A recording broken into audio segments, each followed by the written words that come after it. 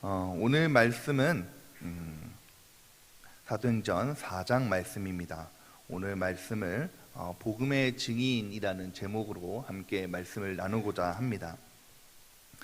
성도 여러분, 우리가 차를 타고 가다가 우리가 한적한 길을 가다가 보면은 때때로 어떤 현수막을 보신 일이 종종 있으실 것입니다. 보면은 이제 그 길에 교통사고가 났는데 목격자가 없어서 목격자가 있으면 우리에게 좀 알려주셔서 이 일에 대해서 좀 증언해 줬으면 좋겠다. 목격자를 찾는 그런 교통사고 현장을 목격하신 그런 분들의 증언을 찾는 그런 현수막들을 본 적이 있으실 것입니다.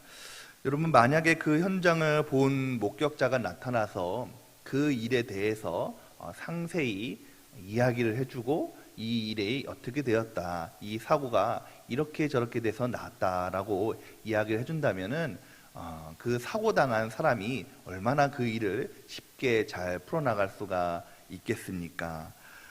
이처럼 어떤 일에 대해서 그 사건에 대해서 보거나 겪은 사람이 진실되게 사실되게 말하는 사람을 증인이라고 합니다.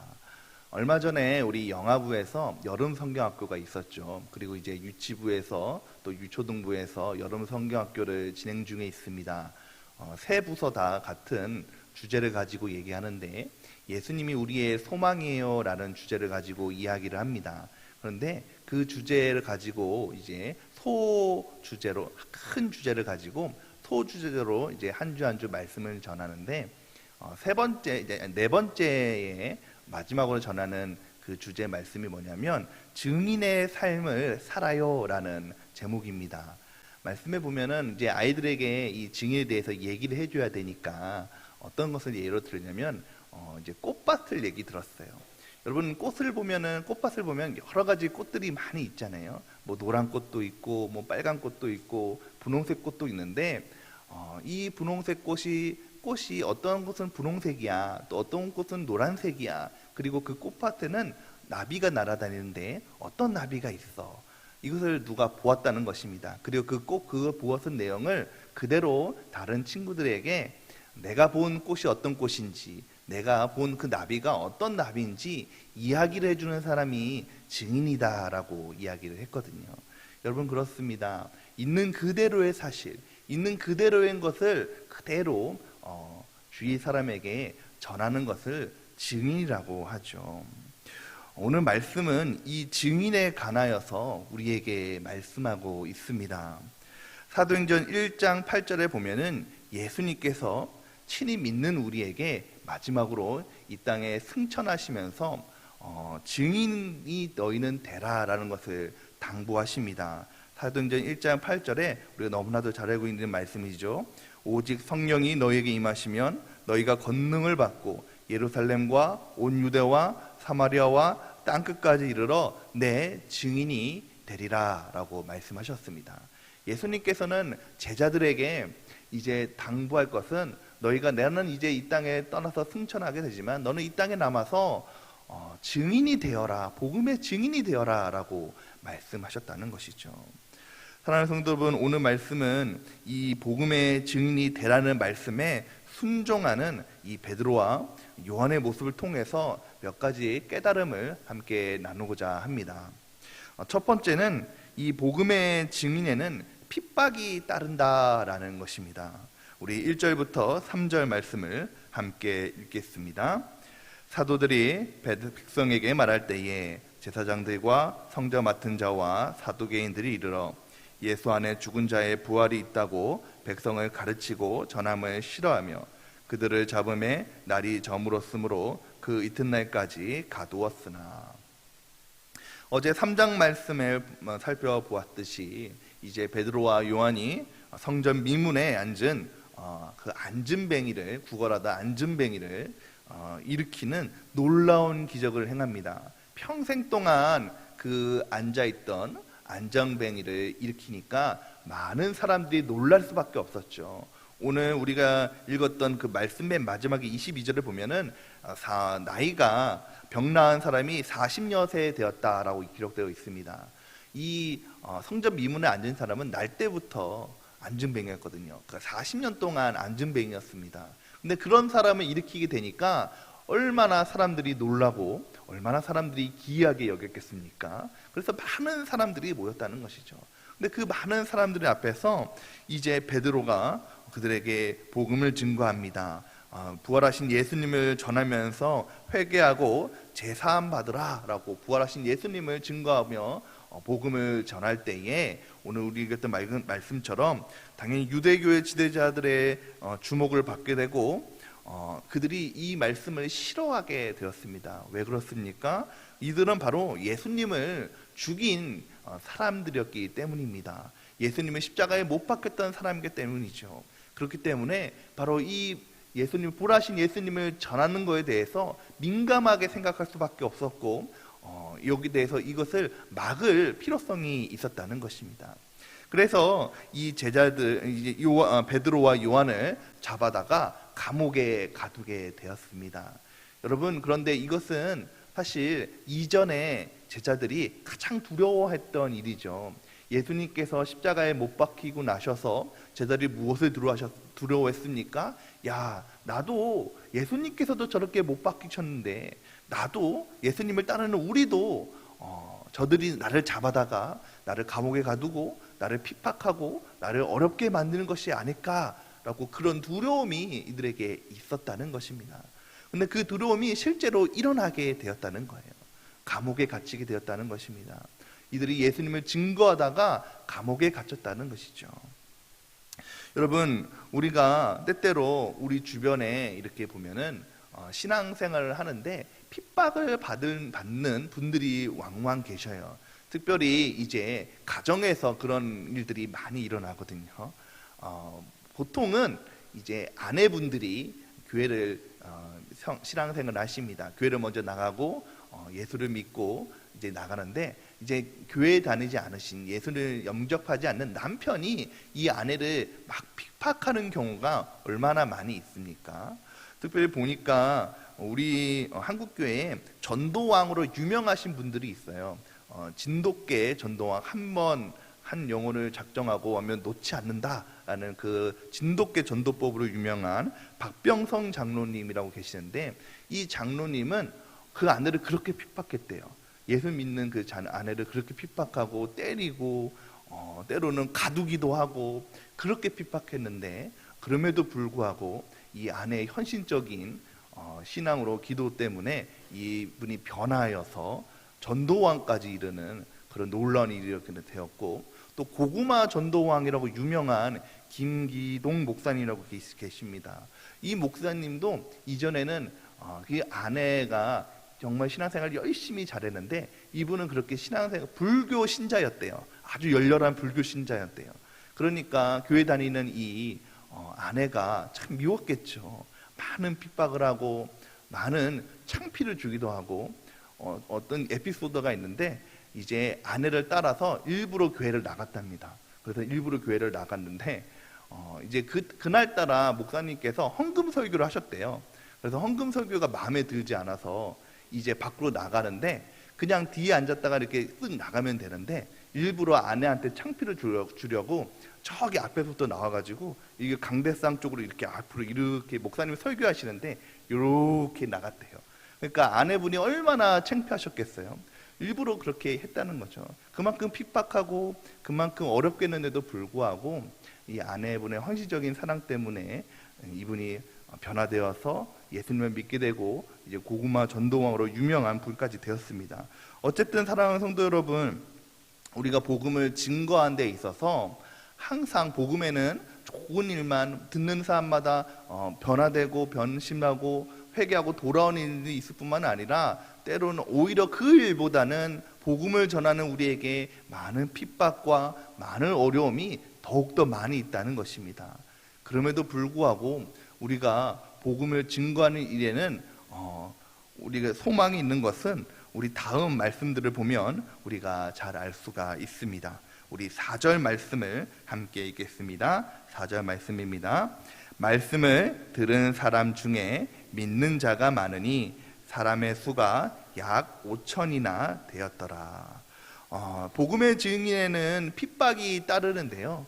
두 번째로는 복음의 증인에는 권세가 있다는 것입니다.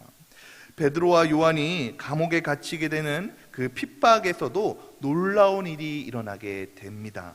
무엇이냐면 바로 남자만 5,000명이 바로 말씀을 듣고 예수님을 믿는 놀라운 결실을 맺게 된다는 것이죠.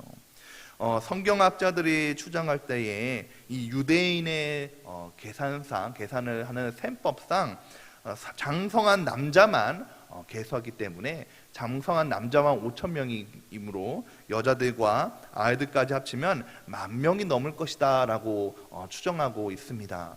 여러분, 그렇습니다. 진실하게 전하는 그 복음에는 능력이 있습니다.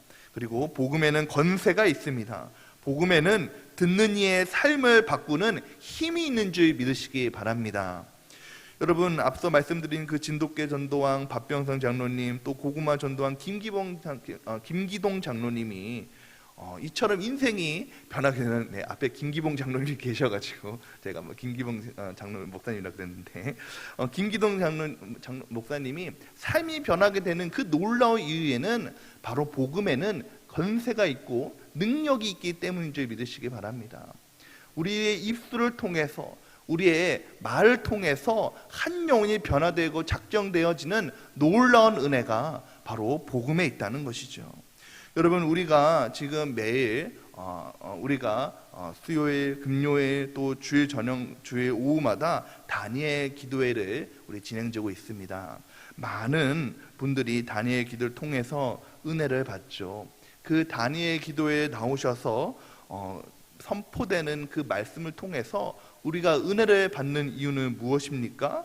바로 그들이 진실이 전하는 복음에는 사람의 마음을 감동시키고 때로는 찔리게 하여서 그 인생을 변하게 하는 능력이 있기 때문임을 믿으시기 바랍니다. 그러므로 사랑하는 성도 여러분, 우리는 핍박을 당한다고 할지라도, 때로는 우리가 복음을 전하다가 부끄러움을 당하고 복음을 전하다가 어려움을 당한다고 할지라도 복음을 전해야 할 이유가 바로 여기에 있다는 것입니다. 복음에는 권세가 있고 복음을 전하는 증인은 능력이 있기 때문에 우리가 전하는 그 입술을 통해서 한 영혼 한 영혼이 주님께 돌아오는 놀라운 역사가 우리를 통해서 일어나게 됨을 믿으시기 바랍니다. 마지막으로 세 번째로는 복음의 증인은요, 바로 인생이 변하는 것을 볼 수가 있습니다. 여러분, 결국에 이 감옥에 갇힌 베드로와 요한은요, 그 이튿날 대제사장들과 또 문중이 모여서 신문하는 자리에 나가게 되었습니다. 그 자리를 바로 유대인들이 최고 신문 기관인 산헤드립 공회라고 하는 바로 그 자리입니다. 그런데 여러분, 사실 이 자리는요, 이 제자들에게 너무나도 두려운 자리입니다. 왜 그렇습니까? 바로 예수님을 신문하고 예수님의 그 십자가 행을 선포했던 자리이기 때문입니다. 특별히 이 베드로에게 너무 아픈 자리였죠. 왜 그렇습니까? 바로 그 자리, 그 장소에서 예수님을 모른다고 이 베드로는 3번이나 부인했기 때문입니다. 여러분, 베드로에게 생각해 보세요. 나는 오늘 이 자리에 섰는데 과거의 내 모습을 생각하면 이 자리가 얼마나 부끄러운 자리입니까? 예수님을 내가 그토록 따르던, 주님으로 모셨던 그 예수님을 내 안위를 위해서 예수님을 3번이나 모르고 부인했던 부끄러운 그 장소가 바로 오늘 그 장소였다는 것이죠. 그 두려운 장소, 실패의 장소에서 이전과 전혀 다른 베드로의 모습이 오늘 나타나 있습니다. 우리 10절과 12절 말씀을 함께 읽겠습니다. 너희와 모든 이스라엘 백성들은 알라. 너희가 십자가에 못 박고 하나님이 죽은 자 가운데서 살리신 나사렛 예수 그리스도의 이름으로 이 사람이 건강하게 되어 너희 앞에 섰느니라.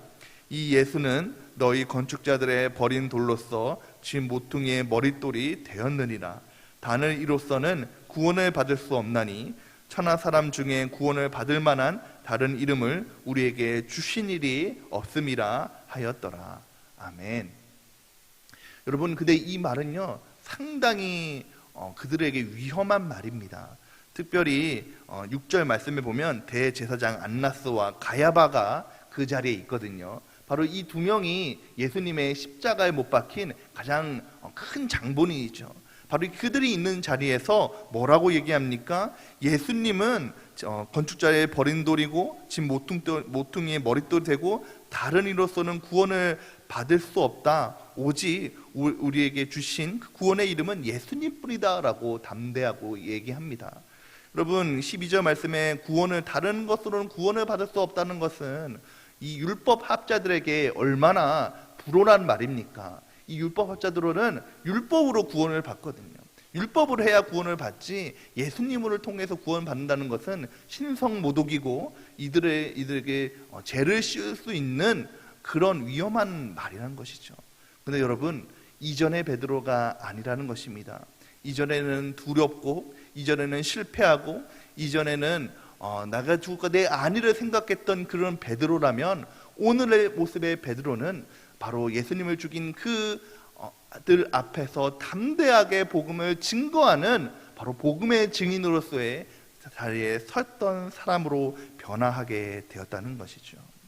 여러분, 이처럼 변화했던 그 베드로의 모습이 그들이 당황합니다.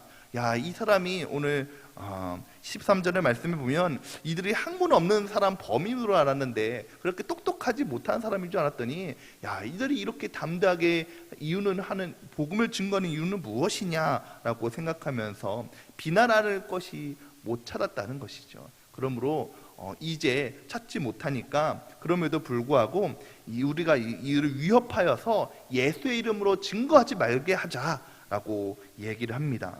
18절부터 얘기를 하죠. 그러자 우리 18절 말씀을 17절 18절 말씀을 함께 읽겠습니다.